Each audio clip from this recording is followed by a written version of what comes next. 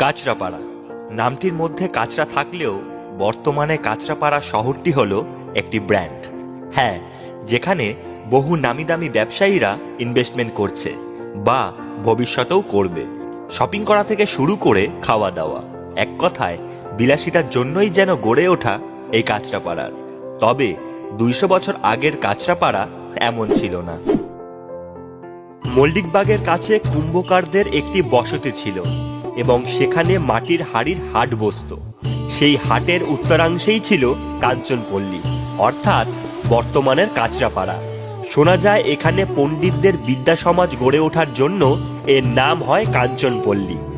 আবার অনেকেই বলে থাকেন এখানে অনেক কাঞ্চন ব্যবসায়ী অর্থাৎ স্বর্ণ ব্যবসায়ীদের বাস ছিল বলে একে কাঞ্চনপল্লী বলা হয়ে থাকে।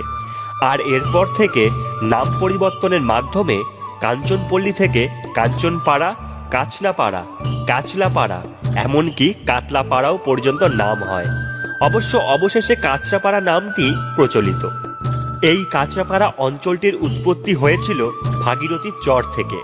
প্রাচীনকালের ভাগীরথী নদী অর্থাৎ যাকে আমরা গঙ্গা বলে থাকি, সেই গঙ্গার বিস্তৃতি ছিল এই কাঁচরাপাড়া পর্যন্ত। শুনতে অবাক লাগলেও এটাই সত্য।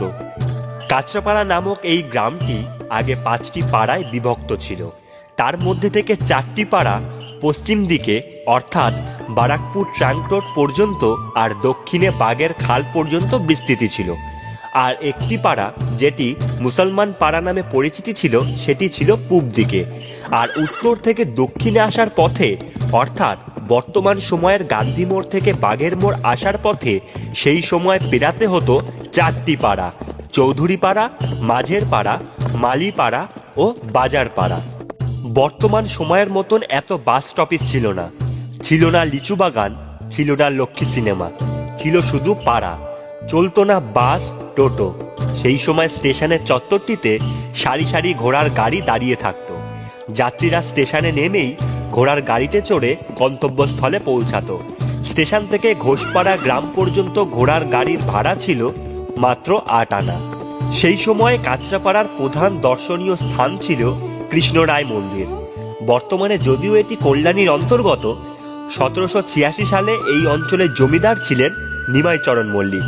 তিনি এই কৃষ্ণরায় মন্দির নির্মাণ করেছিলেন। রাধাকৃষ্ণের এত বৃহৎ 8চালা মন্দির খুবই কম দেখা যায় জগতে। এছাড়াও এই কাঁচরাপাড়াতেই রয়েছে সেই সময় তৈরি করা রঘু ডাকাতের কালী মন্দির, বর্তমানে যাকে আমরা ডাকাত কালীবাড়ি হিসেবে চিনি। তেল সিঁদুর মাখানো নিমকাঠ দিয়েই তৈরি করা মা কালীকে পুজো করে ডাকাতি করতে যেত ডাকাতেরা। শোনা যায় এই ডাকাতেরা ধনীদের ধনসম্পদ লুট করে এই মা কালীর সম্মুখে কাঁচরাপাড়া সংলগ্ন অঞ্চলের দরিদ্রদের মধ্যে বিলিয়ে দিত সেই ধনসম্পদ। আবার এই কাঁচরাপাড়াতেই জন্ম হয়েছিল কবি ঈশ্বরচন্দ্র গুপ্তের। তিনি গুপ্তকবি নামেও পরিচিতি ছিলেন। বর্তমানে সবাই যেখানে ইংরেজি শিক্ষার পেছনে ছুটে বেড়াচ্ছে, সেই সময় তিনি ইংরেজি প্রভাব বর্জিত করে খাঁটি বাংলা শব্দ ব্যবহার করতেন। তিনি বাংলা ভাষার উন্নয়নের জন্য যে আন্দোলন করেছিলেন তা আজও স্মরণীয় হয়ে আছে। শোনা যায় 1905 সালে বঙ্গভঙ্গের প্রতিবাদে গান্ধীজি কাঁচরাপাড়ায় এসেছিলেন। আর কাঁচরাপাড়ায় এসে যেই স্থানে সভার ডাক দিয়েছিলেন সেই স্থানই আজকের গান্ধী মোড়। ভিডিওটি ভালো লেগে থাকলে চ্যানেলটিকে সাবস্ক্রাইব করে দিও আর ভিডিওটি শেয়ার করে দিও। ধন্যবাদ।